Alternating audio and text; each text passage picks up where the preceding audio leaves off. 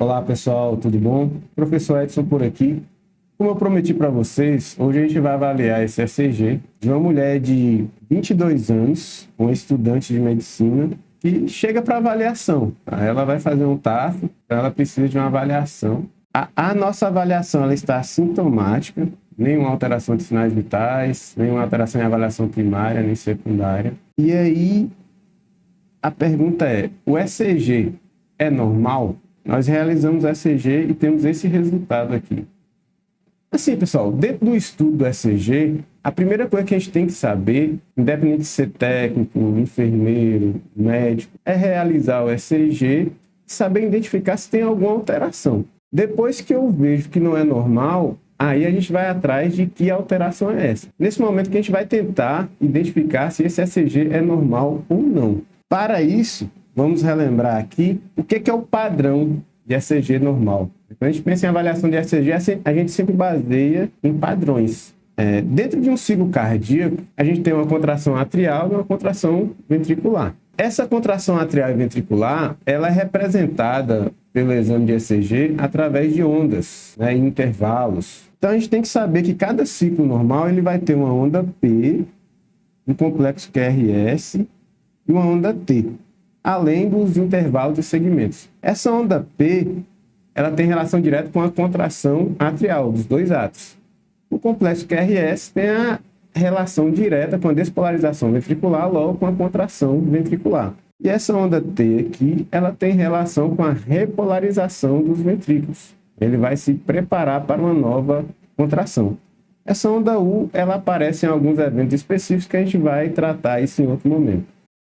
O que a gente precisa saber aqui? Primeiro, a gente precisa saber que sempre, para ser normal, tem que ter uma onda P e um QRS. A onda P ela tem que seguir de um QRS. A gente tem que avaliar esses segmentos e intervalos. Primeiro, a gente vai avaliar aqui o intervalo PR. Ele começa aqui no início da onda P e segue até o início da onda R. Normalmente, ele vai ter até 5 quadradinhos. Se ele passar de 5 quadradinhos, já é uma alteração que a gente pode ver em outro momento. Um outro intervalo importante a gente avaliar é o QRS. Ele inicia aqui na onda Q, vai até o final da onda S. Normalmente, ele não dura mais do que 3 quadradinhos.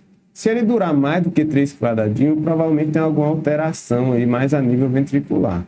Quando a gente pensa que nesse segmento ST, tem mais relação com sofrimento cardíaco, com síndromes coronarianas agudas. No momento que a gente for avaliar a síndrome coronariana aguda, a gente vai focar mais nesse segmento ST aqui. Essa onda T, como eu já falei para vocês, é a repolarização ventricular. Outro intervalo importante para a gente é o intervalo QT. Quando a gente tem esse intervalo QT prolongado, ele traz para a gente que o ciclo cardíaco está tendo algum problema de repolarização ventricular. Pode causar consequências até com uma fibrilação ventricular, um ataque cardíaco ventricular sem pulso. Em outro momento, a gente vai se aprofundar mais nessa questão do intervalo QT. Dito isso, é importante a gente entender que quando a gente olha para um ECG, a gente vai ver ondas diferentes. Em cada derivação, ela vai se apresentar de uma forma diferente. Ora ela vai estar mais negativa, ora ela vai estar isoelétrica, ora ela vai estar mais positiva. Isso se dá devido ao eletrodo que está captando esse vetor elétrico, esse estímulo elétrico. Quando esse vetor, esse estímulo elétrico vai se aproximando do eletrodo, essa onda tende a ser mais positiva, esse QRS tende a ser mais positivo. Quando esse vetor vai se afastando do eletrodo que está captando, ele tende a ser mais negativo, como a gente vê aqui. Relembrado esses conceitos básicos, vamos nos debruçar aqui ao ECG, que é o objeto do nosso estudo. Foi perguntado para vocês se esse ECG é normal ou tinha algumas alterações sugestivas de alguma comorbidade ou de algum sofrimento agudo cardíaco daquele paciente. Então, a primeira coisa que a gente tem que entender é que não adianta você avaliar só o ECG. Você tem que ter o ECG e ter a avaliação primária, secundária, a anamnese ali daquele paciente. O que a gente tem de informação desse paciente?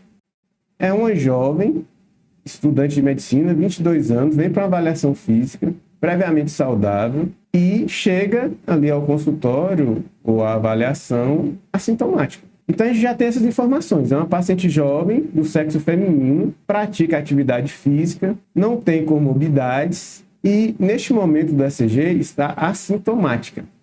Vamos avaliar esse ECG se ele traz alguma informação para a gente. Para avaliar um ECG, né, a gente está aqui no canal ABC do Trauma, posso fazer um paralelo para vocês como a gente avalia um paciente lá na emergência do trauma. A gente tem que fazer a segurança da cena, tem que fazer uma avaliação primária, direcionada e sistematizada, onde a gente segue uma sequência, né? O paciente tem uma hemorragia sanguinante, eu tenho que conter aquela hemorragia, a via aérea está pérvia, respiração, como é que está a respiração, como é que está a hemodinâmica desse paciente, como é que está o nível neurológico do paciente.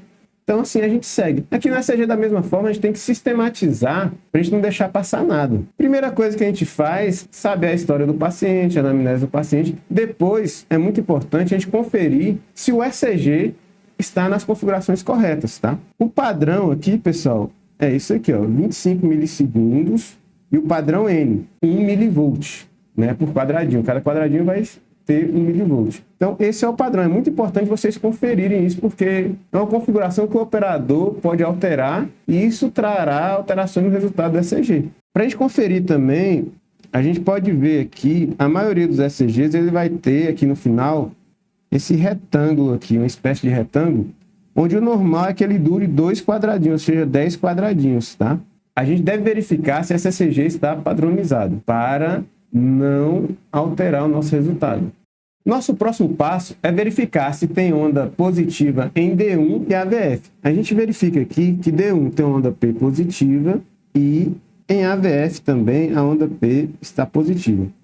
Nesse momento a gente vai verificar também a frequência cardíaca. A gente vai contar entre uma onda R e outra quantos quadradões ou quadradinhos tem. Tem algumas formas para a gente fazer isso. Se a gente for pensar em quadradões, a gente vai contar aqui, ó, 1, 2, 3, 4. Qual que é a fórmula? Você vai dividir aqui, ó, 300 dividido por 4, que vai dar 75. Ah, eu já vi falar também que tem que contar os quadradinhos, né?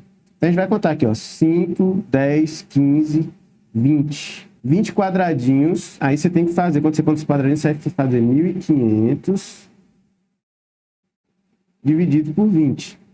Que vai dar também 75. Então, essa é uma frequência cardíaca estimada do paciente. A gente já verificou que ele tem onda positiva em D1 e AVF.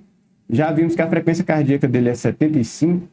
Agora, a gente vai olhar para essa onda P. E vamos tentar identificar aqui o intervalo PR. Tá?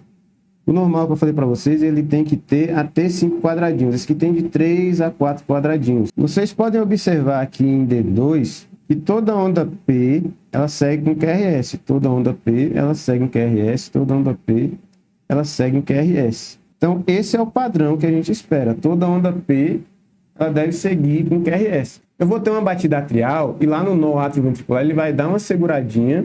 Logo na sequência eu vou ter uma batida ventricular. Então, tem que ter onda P, QRS. Onda P, QRS. Se por acaso eu tiver uma onda P com ausência do QRS, a gente vai estar diante de alguns bloqueios, que a gente vai ver em outro momento. Bloqueios atrioventriculares, tem de 1º grau, 2º grau, 3º grau. Para além disso, a gente tem que olhar para essa onda P, principalmente aqui em parede inferior, a morfologia dela, se ela é igual, né, em todas as batidas, em todos os ciclos cardíacos.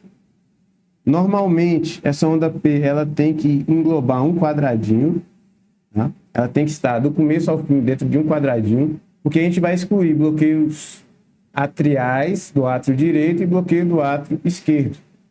A gente vai ter uma seção específica para a gente identificar esses bloqueios de átrio esquerdo, bloqueio de átrio direito, alguns critérios como o de Morris, mas isso a gente vai ver em outro momento. Nosso próximo passo é avaliar o complexo QRS, onde a gente já pode verificar o eixo, se tem um desvio para a esquerda, para a direita. Tem um bizu, que eu vou dar aqui para vocês, para encurtar a conversa. Se o QRS estiver positivo em D1 e D2, acabou a conversa. É um QRS fisiológico, ele não tem desvio. Toda vez que você olhar, você vai verificar D1 e D2. Ele está predominantemente positivo em D1, predominantemente positivo em D2, quer dizer que não há desvio de eixo. Mas eu quero saber para onde está apontando o eixo desse ECG. Para isso, pessoal, a gente pode se aprofundar em outro momento para a gente entender um pouco dessa questão de vetores, né? De onde o vetor está se aproximando, ele vai ser positivo. De onde o vetor está se afastando, ele vai ser negativo.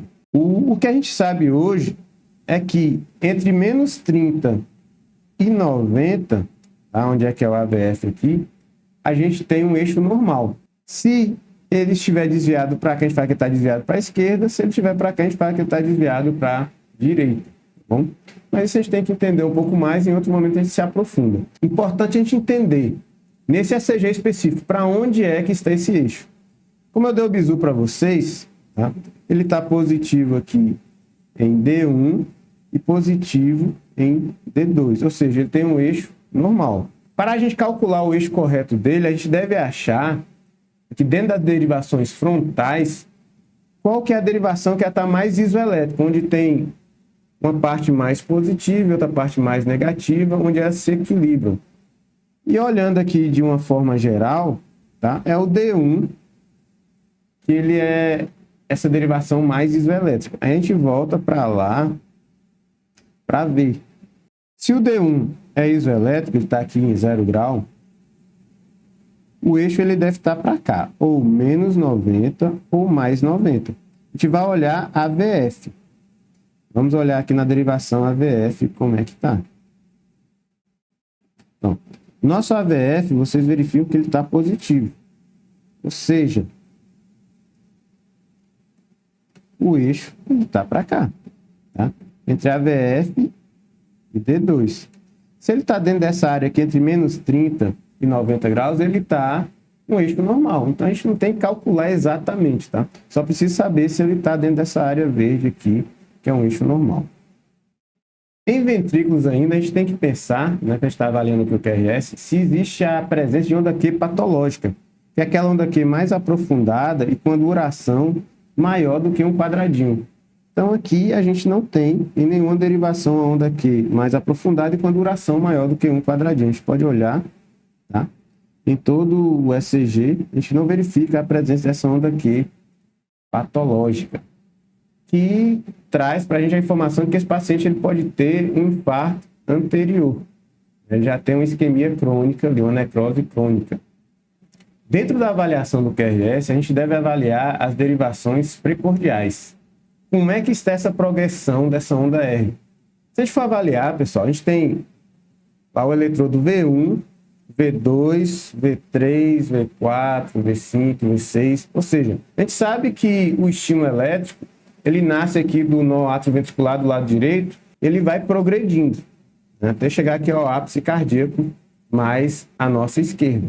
Então, é lógico que o normal, o esperado é que V1 ele seja mais negativo, né, porque o estímulo elétrico está se afastando. V2, né, ele já vai pegando uma positividade. V3, ele já vai tendendo a ficar mais positivo do que negativo. Geralmente em V4 ou V5 ele já tem uma conversão total de positividade. Por quê? O eletrodo V5 já está vendo o estímulo chegando de frente, né? Então é natural que ele seja positivo. Então a gente tem que avaliar aqui nessas derivações precordiais essa progressão da onda R. Ela deve começar mais negativa e positivando. Entre V3, V4 e V5 ela deve converter para ser mais positiva, que é o que acontece nesse eletro aqui. Ou seja, a progressão de onda R aqui está dentro do esperado. A gente pode pensar também em amplitude do QRS. A gente vai avaliar aqui a amplitude. A gente observa que nem positivo, nem negativo, ele passa de 2 quadradões. Ou seja, para a gente avaliar alguns critérios aí de sobrecarga ventricular, como Cornell e Sokolov, ele não vai preencher critérios. Então, essa questão da amplitude está normal desse QRS. Neste momento, a gente vai avaliar a onda T e o segmento ST, em busca de isquemia cardíacas. Deixa eu observar aqui em V1, é normal, tá? Ela está invertida, está dentro do normal. A VR também, ela pode vir invertida, não está fora dos padrões normais. Se a gente for avaliar, né, infra ou supra de ST, a gente vai observar que traçando uma linha de base aqui em V2, tem um suprinho aqui de 1 milímetro, mais ou menos, um quadradinho, tá? Em V3, Talvez tenha um suprinho aqui também, de quase um quadradinho. Mas assim, pessoal, a gente tem que saber os padrões de normalidade. Para jovens, né, até 40 anos, mulheres é aceitável até um quadradinho e meio de supra na derivação V2 e V3. E homens menos que 40 anos, é normal de encontrar até 2, 2,5 quadradinho de supra nas derivações V2 e V3 e ser fisiológico. Claro que a gente tem que avaliar a clínica do paciente, avaliar a queixa do paciente e associar o ECG. Mas um paciente saudável, sem queixa, mulheres com até 1,5, homens até 2, nessa faixa menor que 40 anos, está dentro do padrão de normalidade. Para finalizar, nós iremos avaliar o intervalo QT. Vamos aqui olhar para o D2 longo, vamos pegar aqui RR e traçar uma linha no meio.